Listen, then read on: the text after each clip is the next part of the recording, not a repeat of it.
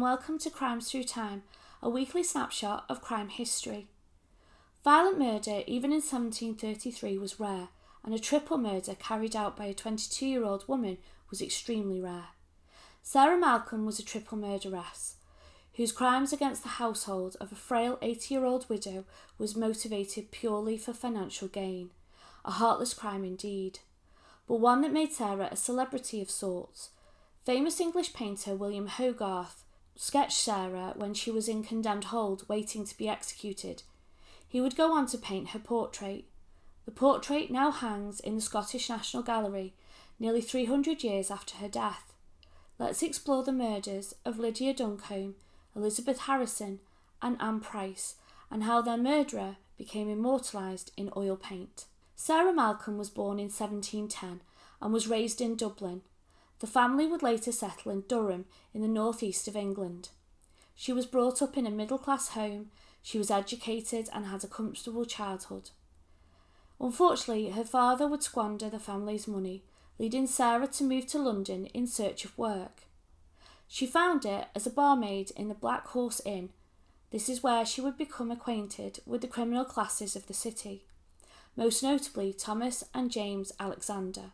She would later move employment to become a laundress of several chambers or apartments above the Inns of Court. Here is where she met and worked for Lydia Duncombe. Lydia was a wealthy lady who lived in one of the chambers located in Tansfield Court. She was 80 and old age had left her frail and almost bedbound. She employed two servants, Elizabeth Betty Harrison, who was 60 herself and almost retired. She had been Lydia's companion for many, many years. And Anne Price, who was just 17 and had joined the household to take over Betty's duties. On Friday the 3rd of February 1733, Sarah visits Betty Harrison at the apartment as she had been ill. But with the benefit of hindsight, it was more likely to double-check that there had been no changes to the layouts of the rooms. Many of Lydia's friends were also there, and the ladies enjoyed an evening together.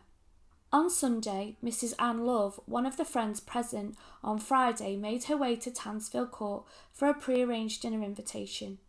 When she arrived, the outer door is closed, and she can't smell any of the lovely odours of a Sunday dinner cooking. She stayed and knocked for 15 minutes, but got no reply. She was sure something was very wrong. She theorised that Betty had passed in the night, and Lydia, being bedbound, couldn't answer the door. Anne had gone to get help. She found Mrs. Frances Rymer, a long-time friend of Lydia, and they returned to the door. They were unable to force it open. Mrs. Love looked down into the courtyard and spotted Sarah Malcolm. She shouted to her, "Prithee, Sarah, go and fetch a smith to open Miss Duncombe's door." "I will go at speed," replied Sarah. Unsurprisingly, she did not, and it would be some time before she returned to the ladies, having been able to find a blacksmith. She had another friend, Miss Anne Oliphant, with her. Mrs. Love was now panicked. Quote, "I do believe they are all dead inside, and the smith has not come." End quote. Miss Oliphant was the take-charge kind of lady, and much younger than the others. Having obtained the keys for the vacant set of rooms opposite from the landlord, she climbed out of the back window, shimmied along the gutter, and was able to smash a window into Lydia's apartment. The scene she found was horrific. Anne Price was found first, with a knife wound in her throat.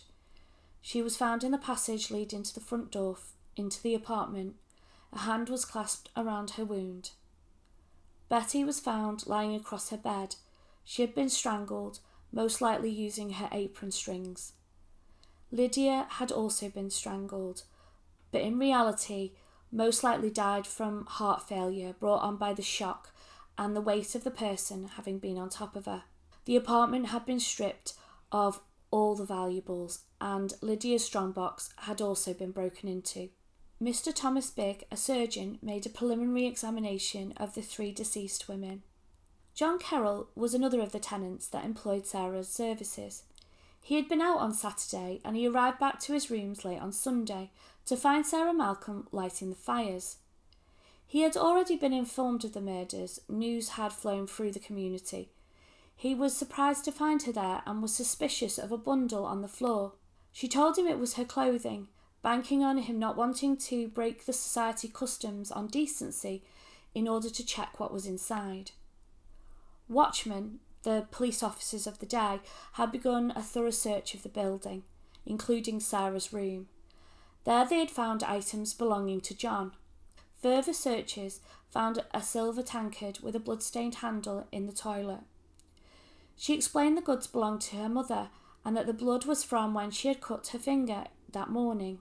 She wasn't believed and was taken to Newgate Prison, where she was searched. Hidden in her hair, Roger Johnson, the turnkey or warden, found a small bag of mixed coins totalling 45 guineas, which in 1733 was a huge amount. Sarah admitted the money was Lydia's and promptly tried to bribe Roger. Quote, "I'll make you a present of it if you keep it to yourself, and let nobody know of anything of this matter, for the things against me are nothing but circumstances, and I shall come off well enough.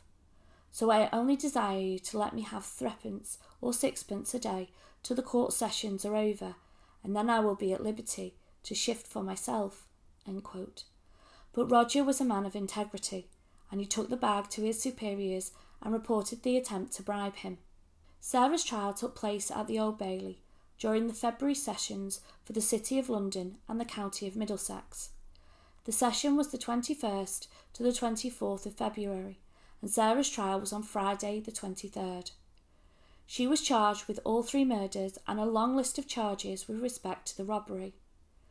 It was decided to only try Sarah for the murder of Anne Price, to save time as court sessions were so short and there was a lot of cases to get through. It was clear that the charges related to one incident, so it can be concluded that if Sarah was found guilty of killing Anne, she carried out the crime as a whole. An inquest had been held by the coroner into the 3 murders, and it had indicted Sarah. The prosecution laid out its case. Sarah had called on the ladies, and Anne had answered the door and was immediately attacked in the passageway where she was found. Sarah then killed the older ladies before setting about robbing the apartment. John Kirrell, Mrs. Love, Mrs. Raymer and Mrs. Oliphant all testified, as did Roger the turnkey. Sarah was not represented by counsel but gave a spirited defence, cross-examining all the witnesses. Sarah admitted to planning the robbery and letting in the true killers, Thomas and James Alexander, and another acquaintance, Martha Tracy. She explained that she had stayed by the door and had taken no part in the murders. The blood on her apron was from her period, and the blood on the tanker was from her finger. This was a strange defence strategy because the robbery alone was a capital crime punishable by death. The jury took just 15 minutes to convict her of the robbery and the murder of Anne Price, and upheld the coroner's verdict, essentially convicting her of the other 2 murders as well. Sarah was sentenced to death. There was no evidence at all of anyone else being involved in the crime, and no charges were brought against the Alexander brothers or Martha Tracy. She was taken to condemned hold in Newgate Prison.